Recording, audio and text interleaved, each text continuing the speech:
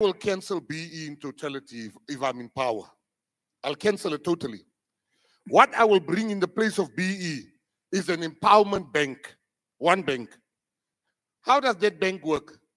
Every person that has a certain company that has been empowered previously, and every white person in this country should contribute a percentage of the turnover towards the bank. I'm going to repeat that.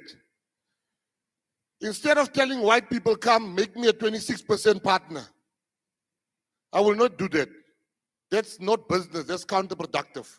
I will tell every company and every white person with a company, give 1% of your turnover.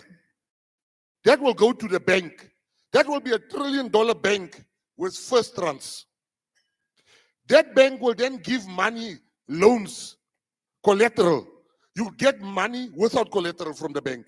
Your blackness will be your collateral. Your black skin.